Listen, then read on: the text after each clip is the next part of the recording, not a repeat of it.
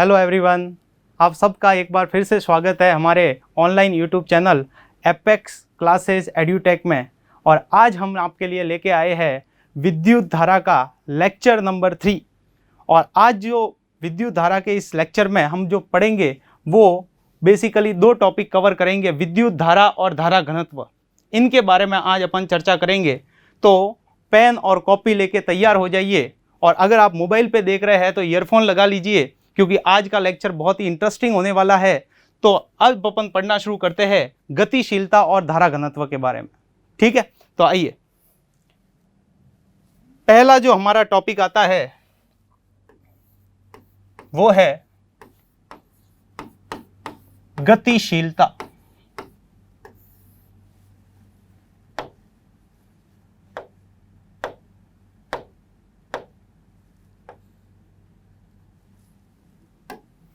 तो अभी जो अपन टॉपिक पढ़ रहे हैं वो कौन सा है बच्चों?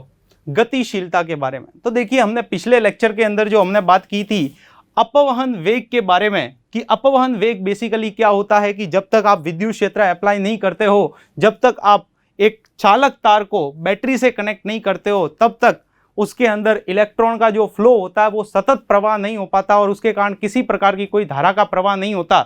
लेकिन जब आप उसी जो चालक है उसको आप जब बैटरी से कनेक्ट कर देते हो, तो बैटरी से कनेक्ट करते ही उसके अंदर इलेक्ट्रॉन औसत वेग से नेगेटिव टर्मिनल से पॉजिटिव टर्मिनल की ओर भागता है, और उसके कारण जो उसका औसत वेग होता है, इलेक्ट्रॉन नेगेटिव से पॉजिटिव टर्मिनल की ओर जाता है। तो उस समय जो उसका औसत वेग निकाला जाता है उसी को हमने बच्चों क्या नाम दिया है? अपवहन वेग नाम दिया है। तो इसके आगे का ये टॉपिक आता है गतिशीलता, जो इस अब पिछले वाले टॉपिक के साथ में क्या हो जाएगा? लिंक हो जाएगा। तो देखिए, गतिशीलता किसे कहते हैं, पहले इसकी डेफिनेशन देखते हैं। तो देखिए, नियत ताप पर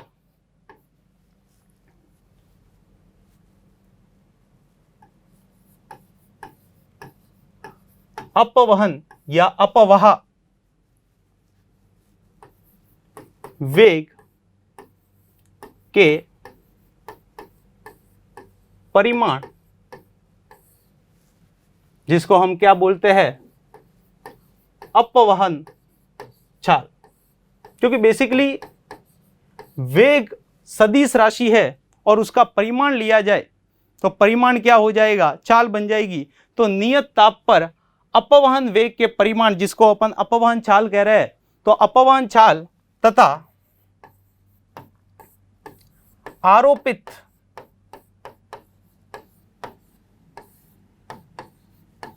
विद्युत क्षेत्र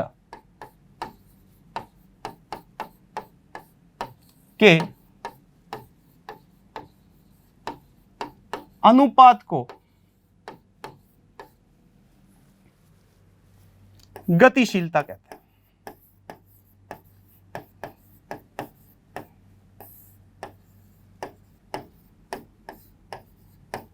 ठीक, तो ये इसकी एक डेफिनेशन हुई कि गतिशीलता नियत ताप पर, टेम्परेचर में ज्यादा वेरिएशन नहीं आना चाहिए, टेम्परेचर चेंज नहीं होना चाहिए, अदरवाइज उनके वेग पे परिवर्तन हो जाता है। वो भी अपन चर्चा करेंगे कि किस तरीके से टेम्परेचर के साथ में इलेक्ट्रॉन के वेग पे परिवर्तन आता है।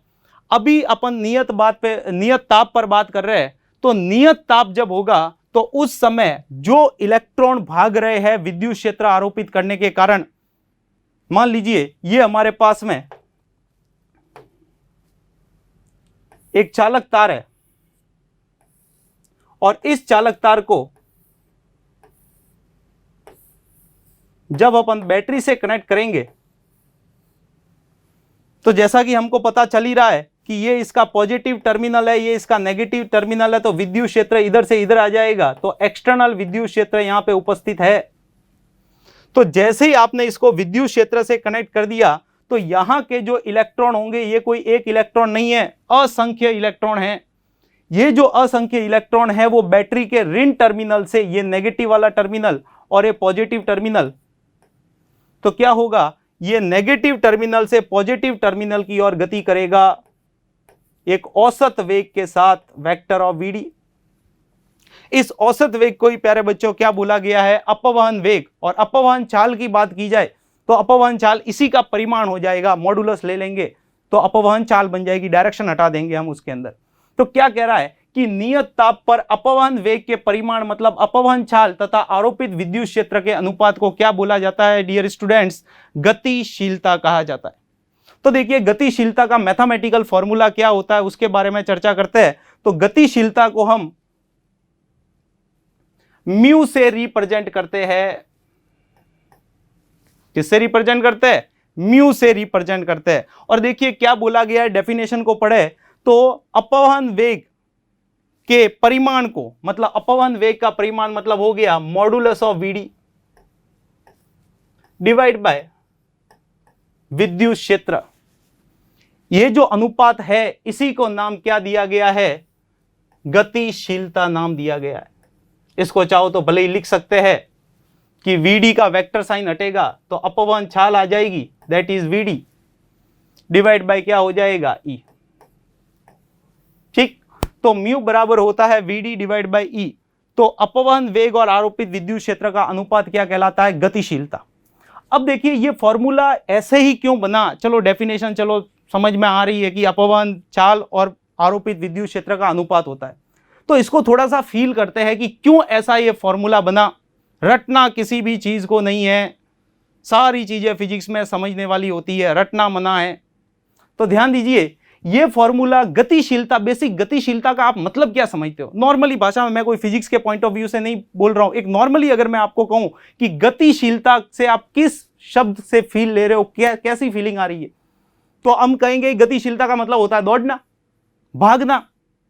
तो यहां पे किसकी बात हो रही है? यहां पे बात हो रही है इलेक्ट्रॉन्स की, यहां पे आवेशों की बात हो रही है, आवेशों के भागने के बारे में बात की जा रही है। क्योंकि ये विद्युत क्षेत्र जब आपने आरोपित किया तो विद्युत क्षेत्र आरोपित होते ही इलेक्ट्रॉन भागेगा। तो इलेक्ट्रॉन भागेगा तो अब गतिशीलता किसकी ज्यादा होगी? जिसकी स्पीड ज्यादा होगी। क्या होगी? वापस से बोलो मेरे साथ में, क्या ज्यादा होगी? स्पीड जिसकी ज्यादा होगी उसकी गतिशीलता ज्यादा होगी। भाई सिंपल सी बात है, एक आदमी 2 मीटर पर सेकंड से भाग रहा है, दूसरा आदमी 4 मीटर पर सेकंड से भाग रहा है, तो बताइए कौन ज्यादा गतिशील है? तो सिंपल सी बात है, 4 मीटर पर सेकंड से भागने वाला व्यक्ति क्या है? ज्यादा गतिशील है। तो ठीक यहां पे यही बात हो रही है कि वो कण, वो आवेश ज्यादा गतिशील कहलाएगा जिसका अपवहन चाल ज्यादा होगी। मतलब मैं यहां पे कह सकता हूं कि ये फॉर्मूले को अगर ध्यान से देखा जाए तो इस फॉर्मूले से दो बातें निकल के आ रही है कि म्यू समानुपाती वीडी और म्यू व्युत्क्रमानुपाती इलेक्ट्रिक फील्ड विद्युत क्षेत्र। अब ध्यान दीजिए कि यहां पे वीडी क्या है? यहां पे अपवहन चाल। जिस आवेश की, यहां पे आवेश में केवल इलेक्ट्रॉन के लिए नहीं, एक ब्रॉड लेवल पे अब मैं बात कर रहा हूं, ठीक है। चालक तार के अंदर तो इलेक्ट्रॉन दौड़ते हैं, सही बात है, लेकिन कई बार जो है वो विद्युत क्षेत्र में अल्फा कण को रख लेंगे, कभी कभार प्रोटॉन को रख लेंगे। तो फिर उस समय तो अपने को सारे कणों के बारे में, मतलब यहां पे मैं इलेक्ट्रॉन नाम नहीं लेके एक आवेश नाम ले रहा हूं। तो ध्यान दीजिए जिस आवेशित कण का वेग ज्यादा होगा, जिसकी स्पीड ज्यादा होगी, हम कहेंगे वो ज्यादा भाग रहा है, ज्यादा गतिशील है। तो जिस कण का चाल ज्यादा है उसकी गतिशीलता क्या बोली जाएगी? ज्यादा कही जाएगी। क्लियर है? और दूसरा दौरा देखिए, दूसरे वाले में क्या कह रहा है? इसका मतलब यह मत समझना कि विद्युत क्षेत्र कम होगा तो गतिशीलता ज्यादा होगी, इसका मतलब इससे नहीं है। इसका दरअसल मतलब क्या है कि वो कण ज्यादा गतिशील बोला जाएगा, समझो बात को, वो कण ज्यादा गतिशील माना जाएगा जिस पे कम विद्युत क्षेत्र आरोपित किया जाए और वो ज्यादा दौड़ना शुरू कर दे, ज्यादा भागना शुरू कर दे। देखो किस तरीके से उसको समझते हैं दोनों पॉइंट को। इधर ध्यान दीजिए, सबसे पहले अपन वीडी की बात करते हैं। तो वीडी जब म्यू के समानुपाती है, मतलब आपने विद्युत क्षेत्र को क्या रखा है? नियत रखा है। भाई यहां पे तो हमने अपने पास में जब ई को नियत रखोगे तभी तो इन दोनों के बीच में रिलेशन स्थापित करोगे। तो समान विद्युत क्षेत्र के अंदर एक ही विद्युत क्षेत्र, मान लीजिए मैंने कोई विद्युत क्षेत्र बना दिया, ये हमारे पास में पॉजिटिव प्लेट विद्युत क्षेत्र बनाने के लिए, और ये हमारे पास में नेगेटिव प्लेट। विद्युत क्षेत्र किधर से किधर हो जाएगा? प्लस से माइनस की ओर। और ये विद्युत क्षेत्र मान लीजिए फिक्स है, कितना है विद्युत क्षेत्र? मान लीजिए 10 यूनिट, 10 इकाई है। अब इसके अंदर मैंने एक तो रख दिया प्रोटॉन को और एक रख दिया इलेक्ट्रॉन को। प्रोटॉन जो है वो प्लस से माइनस की ओर भागेगा और इलेक्ट्रॉन जो है वो माइनस से प्लस की ओर भागेगा। लेकिन भागेगा तो सही, गतिशीलता की बात करें, डायरेक्शन की बात नहीं करें, क्योंकि गतिशीलता अदिश राशि है, सदिश का मोड लिया है हमने, मॉडुलस लिया है। तो ध्यान दीजिए, प्रोटॉन भी भाग रहा है और इलेक्ट्रॉन भी भाग रहा है। अब मैं अगर आपको एक नॉर्मली बात कह दूं कि एक विद्युत क्षेत्र जो हमने 10 का लिया है, इसके लिए प्रोटॉन के लिए विद्युत क्षेत्र कितना है 10, इलेक्ट्रॉन के लिए विद्युत क्षेत्र कितना है 10, मतलब आपने ई तो फिक्स कर दिया ना, और ई फिक्स कर दिया। मान लीजिए प्रोटॉन भाग रहा है 2 मीटर पर सेकंड से, कितने से भाग रहा है 2 मीटर पर सेकंड से, और इलेक्ट्रॉन मान लीजिए भाग रहा है 4 मीटर पर सेकंड से। तो अगर मैं आप लोगों से बोलूं कि बताइए किस आवेशित कण की गतिशीलता ज्यादा है, क्या जवाब होगा आप लोगों का? इलेक्ट्रॉन, क्योंकि समान विद्युत क्षेत्र के अंदर आपने 2 आवेशित कणों को फेंका है। जो कण जितनी ज्यादा स्पीड से गति करेगा उस कण की गतिशीलता प्यारे बच्चों क्या होगी? ज्यादा होगी। तो पहली बात समझ में आ रही है, जिस कण का चाल ज्यादा होगी, स्पीड ज्यादा होगी, उसकी गतिशीलता क्या बोली जाएगी? ज्यादा कही जाएगी। बोलो क्लियर है? बहुत बढ़िया। अब देखिए आते हैं दूसरे वाले पॉइंट पे। ये अक्सर बच्चों को समझ में नहीं आता कि सर ई का मान कम होगा तो म्यू का मान ज्यादा होगा। यहां पे उससे मतलब नहीं है। यहां पे बेसिकली हमने क्या किया, हमने यहां पे वीडी को नियत कर दिया। यहां पे इस वाले फॉर्मूले को लिए क्या किया था? ई को नियत किया था, ई आपने फिक्स लगाया था। और इस वाले फॉर्मूले के लिए आपने क्या किया है? इस वाले फॉर्मूले के लिए आपने वीडी को नियत कर लिया। तो मान लीजिए कि एक विद्युत क्षेत्र 5 यूनिट का है, कहीं पे 5 यूनिट का विद्युत क्षेत्र बन रहा है, और उसके अंदर एक आवेश QA जो है वो 2 मीटर पर सेकंड से भाग रहा है, और दूसरा जो है वो 10 यूनिट का विद्युत क्षेत्र है, और उसमें दूसरा कण 2 मीटर पर सेकंड से भाग रहा है। ध्यान से देखिए, वेग दोनों का नियत हो गया, दोनों का जो चाल है वो नियत होगी, लेकिन विद्युत क्षेत्र किस पे कम लग रहा है? ए वाले कण पे। अब लॉजिकली सोचो कि अगर मैं ए वाले का विद्युत क्षेत्र 10 कर दूं तो ये तो इससे ज्यादा भागना शुरू कर देगा। भाई दोनों पे जब मैं 5 लगा रहा हूं तो 2 से भाग रहा है, और इस पे 10 लगा रहा हूं तो 2 से भाग रहा है। तो बताइए कि अगर मैं इसको 10 कर दूं तो ये तो और ज्यादा स्पीड से भागेगा। मतलब जिस पे कम विद्युत क्षेत्र लगाऊं और वो ज्यादा दौड़ना शुरू कर दे तो उसकी गतिशीलता क्या बोली जाएगी? ज्यादा कही जाएगी। हमने इसके अंदर क्या किया है? दोनों के चाल नियत लिए, और हमने विद्युत क्षेत्र इस पे 5 लगाया, इस पे 10 लगाया। अगर मैं इसके ऊपर 10 कर दूं तो इसकी स्पीड ज्यादा हो जाएगी। मतलब सिंपल सी बात है कि ये कण जो है वो ज्यादा गतिशील है, क्योंकि इस पे 10 करते ही इसकी वेलोसिटी क्या हो जाएगी? ज्यादा हो जाएगी। इस पे 5 करते ही इसकी वेग क्या हो जाएगा? कम हो जाएगा। कहने का मतलब यह है कि गतिशीलता बेसिकली आपको क्या बताती है कि विद्युत क्षेत्र, कम विद्युत क्षेत्र में जो कण ज्यादा वेग से भागता है वो आवेशित कण की गतिशीलता क्या बोली जाएगी बच्चों? ज्यादा कही जाएगी। तो पहला पॉइंट क्या कह रहा है? जिस कण की स्पीड ज्यादा होगी उसकी गतिशीलता ज्यादा होगी। और दूसरा पॉइंट क्या कह रहा है? जिस पे कम विद्युत क्षेत्र लगा के अगर भगा दे उसको, कम विद्युत क्षेत्र के कारण वो आवेशित कण भागना शुरू कर दे, तो हम कहेंगे कि उसकी गतिशीलता भी क्या है? ज्यादा है। तो कम विद्युत क्षेत्र आरोपित करने से अगर आवेशित कण ज्यादा भागता है तो उस केस में हम क्या कहेंगे कि उसकी गतिशीलता अधिक है। तो गतिशीलता का बेसिकली मतलब हो गया कि आप कितना विद्युत क्षेत्र अप्लाई कर रहे हो, ठीक है, और कितना आपका वेग है। तो वेग का परिमाण जिसको हम चाल कह रहे हैं, चाल और विद्युत क्षेत्र, इन दोनों के अनुपात को ही क्या बोला जा रहा है बच्चों? गतिशीलता कहा जा रहा है। क्लियर है? तो देखिए गतिशीलता के बारे में और भी बातें करते हैं, इसकी इकाई वगैरह के बारे में। तो हमारे पास जो फॉर्मूला है गतिशीलता का म्यू, वो क्या लिखा जाएगा? Vd divide by E। ठीक, अपवहन चाल और विद्युत क्षेत्र, और ये सारी बातें किस पे हो रही है? नियत ताप पे। आपने टेम्परेचर कांस्टेंट रखा है, टेम्परेचर बढ़ाया नहीं है। टेम्परेचर बढ़ाएंगे तो गतिशीलता बदल जाएगी। अब सबसे पहले बात करते हैं, इस म्यू को बोलते क्या है? तो क्या बोलते हैं? बहुत बढ़िया, गतिशीलता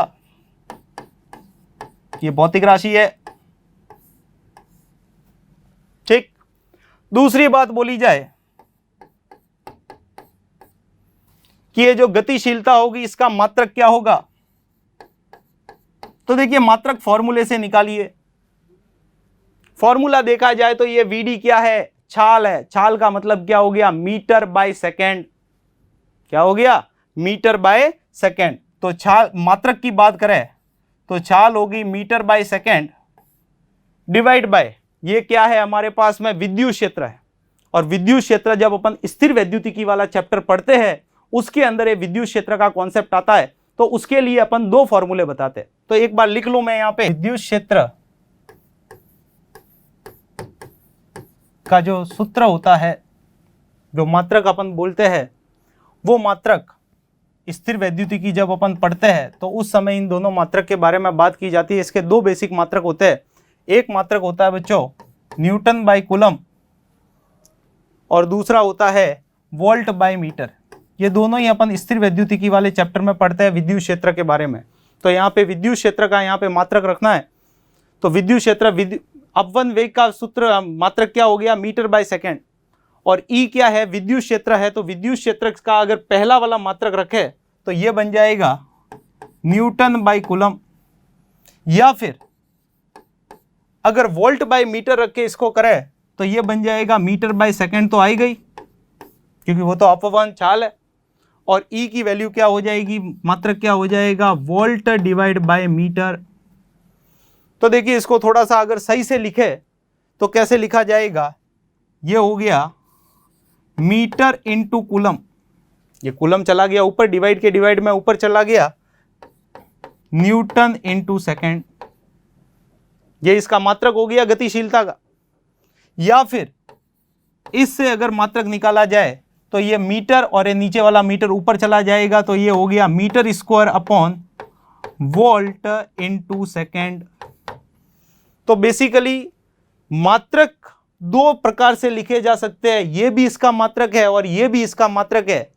लेकिन ये मात्रक के लिए विद्युत क्षेत्र का जो ये दो अलग अलग मात्रक थे, उन दोनों मात्रक से जो है वो दो बेसिक अलग अलग हमारे पास में गतिशीलता के मात्रक आए। दोनों मात्रक सही है, दोनों में से कोई से भी आप बोर्ड में लिख के आ सकते हो। अब इसके बाद करते हैं विमा की, कि इसकी विमा क्या होगी। तो इधर लिख रहा हूं विमीय सूत्र।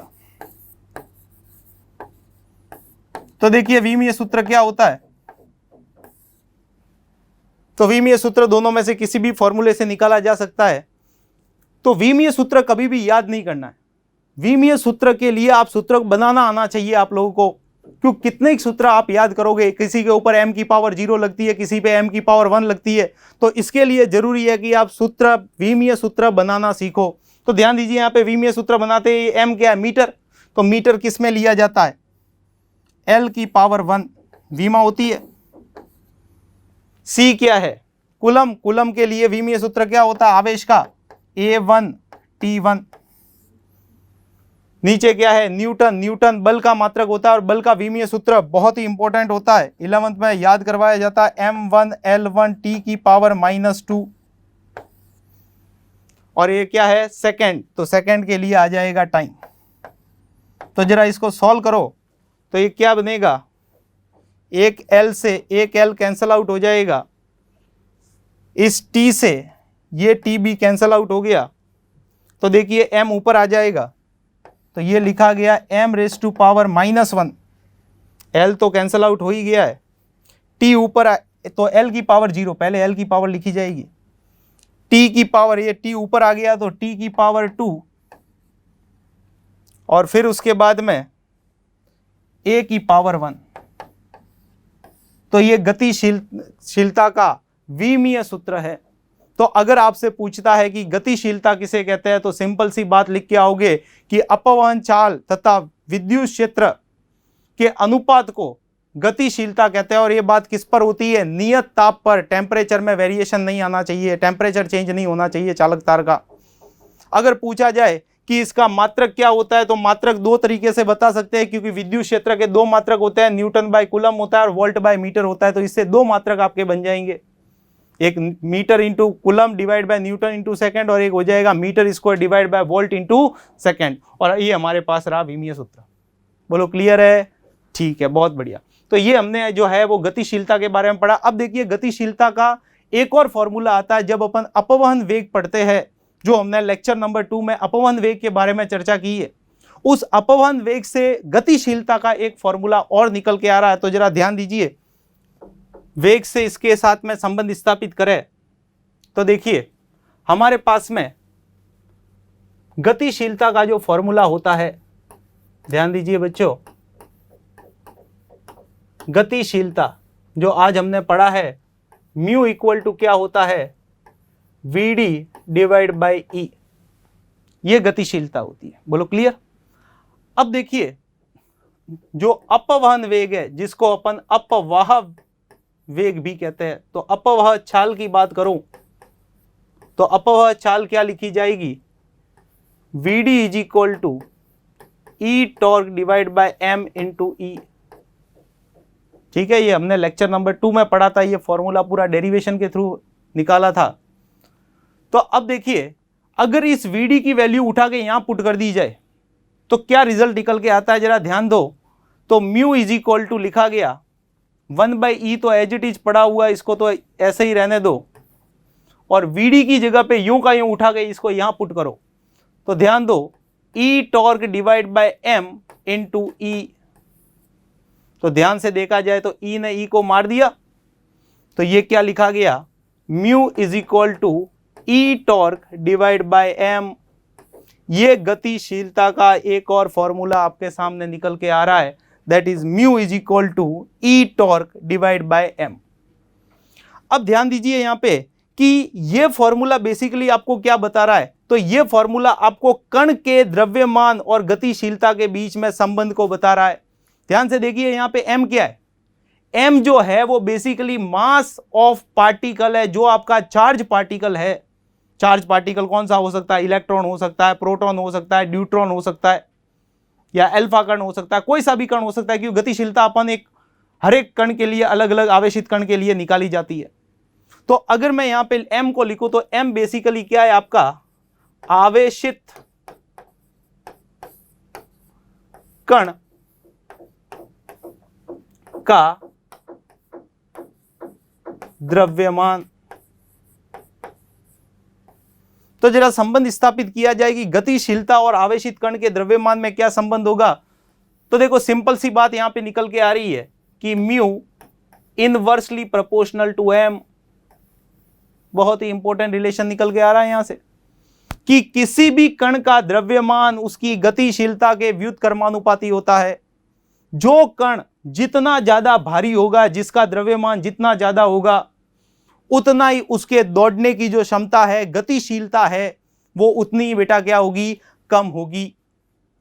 मतलब ये ठीक वैसी ही बात है कि जो ज्यादा वजनी आदमी होता है उसको भागने में थोड़ी परेशानी आती है, लेकिन जो पतला आदमी होता है वो बड़ा तेजी से भागता है। तो ऐसे याद रख सकते हो, एक तरीके से याद रखने का ये तरीका हो गया कि जिस कण का द्रव्यमान, यहां बात आवेशित कणों की हो रही है, तो जिस कण का द्रव्यमान कम होगा बच्चों, उसका गतिशीलता जो होगी वो क्या होगी, ज्यादा होगी। तो जिस कण का द्रव्यमान कम है उसकी गतिशीलता हम कहेंगे कि ज्यादा होगी। क्लियर है। तो ये गतिशीलता और द्रव्यमान के बीच में संबंध है। तो गतिशीलता के दो फॉर्मूले आपने पढ़े, एक उसकी डेफिनेशन से आता है जो कि हमारा फॉर्मूला है mu is equal to V D divide by E, और दूसरा फॉर्मूला कौन सा है बच्चों, जो द्रव्यमान के साथ अपना रिलेशन स्थापित करता है। तो हमने क्या पढ़ा कि गतिशीलता क्या होती है। गतिशीलता बेसिकली आवेशों पे जब विद्युत क्षेत्र लगाया जाता है तो वो किस तरीके से मोशन कर रहा है, वो कितना स्पीड से भाग रहा है, उस स्पीड को बताने के लिए जो भौतिक राशि काम में ली गई उन आवेशों के लिए, वो बेसिकली क्या है, गतिशीलता के थ्रू गतिशीलता है। ठीक है। और गतिशीलता के मात्रक और इसकी विमीय सूत्र, ये सारी चीजें भी आपको पता होनी चाहिए। चलिए बहुत बढ़िया।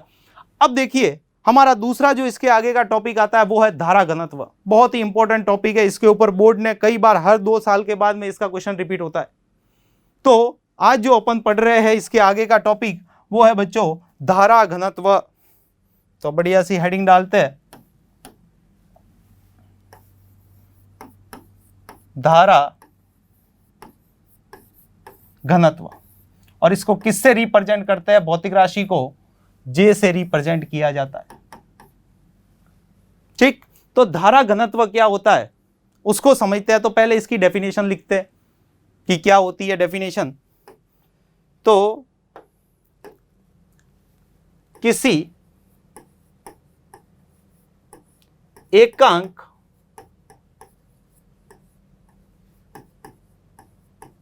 परिच्छेद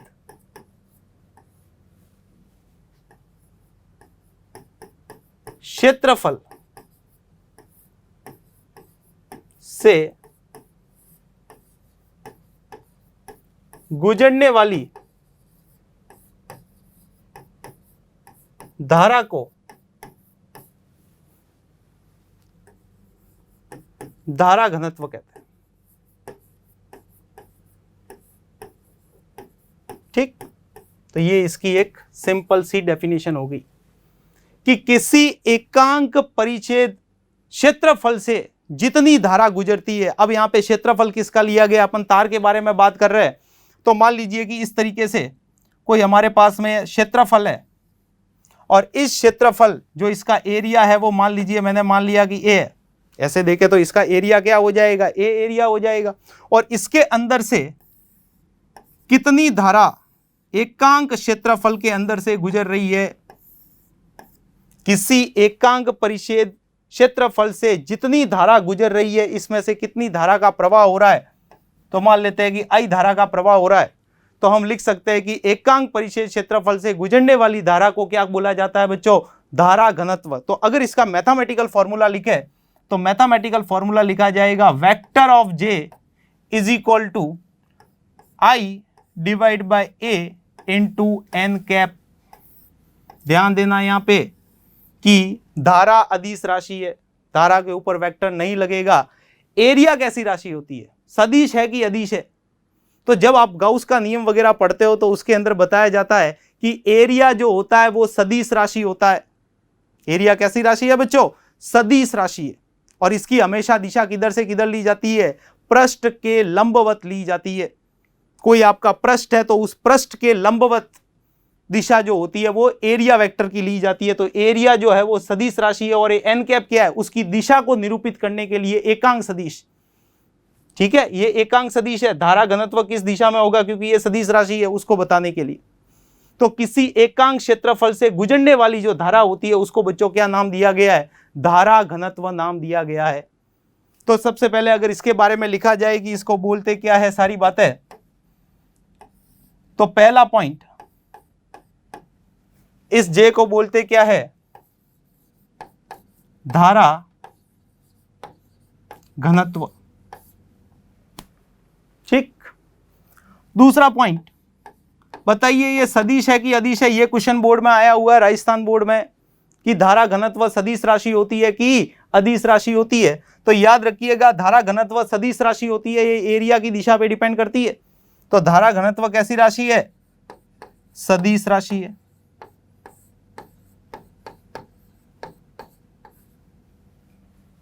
ठीक, अगर बात की जाए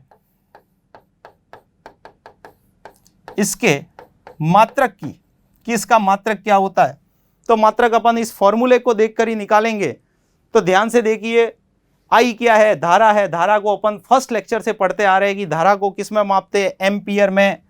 तो यहां पे लिखा जाएगा एम्पियर डिवाइड बाय ये क्या है, एरिया, क्षेत्रफल। और क्षेत्रफल को किस में मापते हैं बच्चों, मीटर स्क्वायर में। तो क्या आ गया, ampere divide by metre square. अगर बात की जाए इसके विमीय सूत्र की तो फोर्थ पॉइंट आता है इसका विमीय सूत्र। तो विमीय सूत्र क्या हो जाएगा बच्चों, एम्पियर के लिए क्या काम में लिया जाता है, ए की पावर 1। एम्पियर का विमीय सूत्र क्या होता है, धारा का विमीय सूत्र ए की पावर 1 मूलभूत राशि है। और नीचे पड़ा है लंबाई का स्क्वायर, मीटर स्क्वायर है, तो एल की पावर 2। तो बच्चों क्या बन गया इसका विमीय सूत्र, द्रव्यमान पे निर्भर नहीं कर रहा है तो m की पावर 0, ये l आ जाएगा ऊपर, तो l की पावर -2, t की पावर 0, a की पावर 1।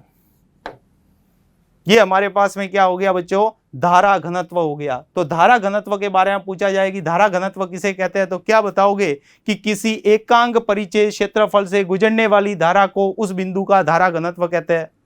ये कैसी राशि है, सदिश राशि है। मात्रक क्या होता है, मात्रक एम्पियर बाय मीटर स्क्वायर होता है। और इसका विमीय सूत्र पूछे तो इसका विमीय सूत्र बच्चों m0 l की पावर -2 t0 a की पावर 1 होता है। क्लियर है बच्चों। अब देखिए यहां पे एक और केस आता है धारा घनत्व का। ये तो ठीक है, अपन ने लिख लिया कि ये एरिया इस तरीके से पड़ा था, इसलिए इसमें से पूर्ण रूप से धारा गुजर गई। ठीक है, अगर मैं एरिया किसी एंगल पे झुका दूं, एरिया किसी एंगल पे हो, जैसे देखिए मान लीजिए कि हमारे पास में एक एंगल पे झुका हुआ कोई एरिया है। तो एंगल पे एरिया लेते हैं, तो इस तरीके से ये एरिया है। ठीक है, अभी जो हमने पहले एरिया देखा था वो इस तरीके से था, लेकिन अभी जो एरिया रखा है वो किसी एंगल पर है। ठीक, और धारा जो इसके अंदर प्रवाहित हो रही है वो धारा इस तरीके से प्रवाहित हो रही है। बोलो क्लियर। तो इस तरीके से इसके अंदर धारा प्रवाहित हो रही है और ये बेसिकली क्या है, आपका एरिया। ठीक, अब देखिए एरिया कैसी राशि होती है, वो मैंने पहले ही कहा है कि एरिया जो होती है वो वेक्टर राशि होती है, सदिश राशि होती है। और एरिया की दिशा किधर ली जाती है, पृष्ठ के लंबवत ली जाती है। पृष्ठ के लंबवत का दरअसल मतलब क्या हुआ कि मान लीजिए ये आपका पृष्ठ है, ये आपका पृष्ठ है, ये x हो गया, ये z हो गया, x और z में रखा हुआ है। तो अगर मैं बोलूं कि इसका एरिया वेक्टर किधर है, तो बच्चों क्या जवाब होगा, ये पृष्ठ और पृष्ठ के लंबवत ये एरिया वेक्टर हुआ। पृष्ठ के लंबवत ये एरिया वेक्टर क्षेत्रफल सदिश कहलाता है। अगर मान लीजिए इसी कॉपी को मैं इस तरीके से रखूं तो ये तल हो गया और इस तल के लंबवत, तो इस तल के लंबवत इधर की ओर, ये बच्चों क्या हो गया, एरिया वेक्टर हो गया। अगर मान लीजिए मैं इसको ऐसे रख रहा हूं तो ऐसे रखते ही ये क्या हो गया हमारे पास में पृष्ठ, और इस पृष्ठ के लंबवत किधर की ओर होगा, सामने की ओर। तो एरिया जो होती है वो वेक्टर राशि होती है और इसकी दिशा हमेशा किधर ली जाती है, पृष्ठ के लंबवत। तो मान लीजिए कि हमारा वेक्टर जो है अभी इस केस में एरिया, वो एरिया कैसे रखा हुआ है, इस तरीके से रखा हुआ है। तो बताइए इसका एरिया वेक्टर किधर होगा, ये पृष्ठ हो गया और पृष्ठ के लंबवत इधर की ओर होगा। ये पृष्ठ हो गया, पहले तो ऐसे सीधा पड़ा हुआ था, लेकिन अभी कैसे है, ये ऐसे इस तरीके से एंगल पे है। तो ये पृष्ठ के लंबवत इधर की ओर, मतलब अगर इसका एरिया वेक्टर देखा जाए तो एरिया वेक्टर किधर हो जाएगा, इधर की ओर। ये हो गया एरिया वेक्टर। और ये कितने का एंगल बना रहा है, ये थीटा का एंगल बना रहा है। अब आप लोगों ने 11वीं क्लास में पढ़ा होगा, जिधर की ओर थीटा का कोण बनता है उधर उस सदिश का जो वियोजन होता है, जो घटक निकाला जाता है वो कॉस का घटक होता है।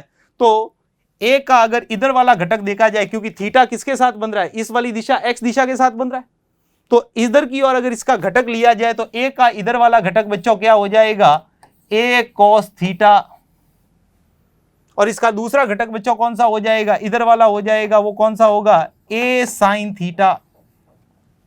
ठीक है, ये मतलब कहने वाली बात क्या है कि एरिया इधर की ओर है ऐसे, तो एरिया के दो घटक आएंगे, एक आएगा कॉस का और दूसरा कौन सा आएगा, साइन का।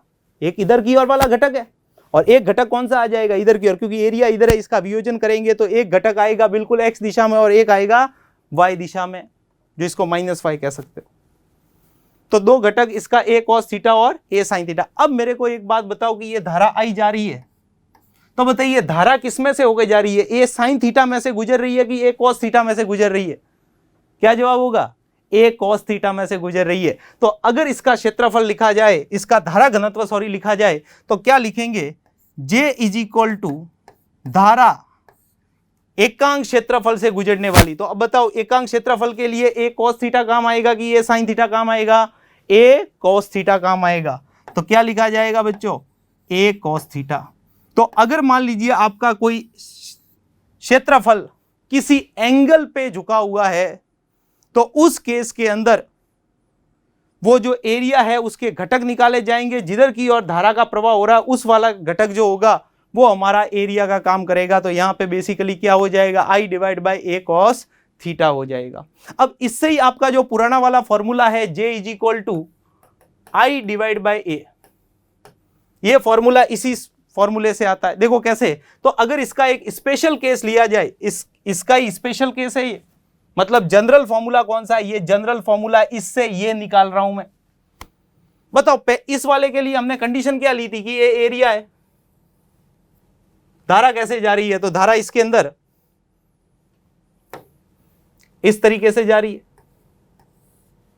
अगर मैं आप लोगों से पूछूं कि इसका एरिया वेक्टर किधर है, तो बच्चों एरिया वेक्टर किधर की ओर बताया जाएगा, ये पृष्ठ हो गया, ऐसे पड़ा हुआ है, और पृष्ठ के लंबवत, तो किधर की ओर हो जाएगा, ये पृष्ठ हो गया, और इस पृष्ठ के क्या हो जाएगा बच्चों, लंबवत इधर की ओर। मतलब ये आपका जो एरिया हो गया, वो एरिया बेसिकली इधर की ओर हो गया। तो बताइए एरिया वेक्टर इधर है, धारा भी इधर है, तो एंगल कितना बना, 0 डिग्री का। मतलब यहां पे क्या कहा जाएगा कि थीटा कितना है, 0 डिग्री है। इस वाले केस में क्या था, इस वाले केस में एरिया जो है वो किसी एंगल पे पड़ा हुआ है, ऐसे हमने रखा है एरिया को, लेकिन यहाँ पे क्या है, एरिया एकदम सीधा। तो यहाँ पे एंगल कितना बना है, 0 डिग्री का। तो 0 डिग्री है, तो जरा इस फॉर्मूले में 0 डिग्री पुट करो, तो जरा देखते हैं आंसर क्या आता है। तो J इज इक्वल टू लिखा जाएगा I divide by A cos 0। cos 0 की वैल्यू सबको पता होती है, तो 1 हो गया, तो ये बन गया J equal to I divide by A। Clear है, तो J इज इक्वल टू बच्चों क्या हो जाएगा, I डिवाइड बाई A। मतलब फॉर्मूला कौन सा, ये बेसिक फॉर्मूला है। इस फॉर्मूले से आप इस फॉर्मूले को डेराइव कर सकते हो, लेकिन इस फॉर्मूले से ये फॉर्मूला नहीं आ सकता। इसलिए जनरल फॉर्मूला कौन सा बोला जाएगा, जिससे दूसरे सूत्र स्थापित होते हैं। तो ये इसका क्या हो गया, सामान्य सूत्र हो गया, जनरल फॉर्मूला हो गया।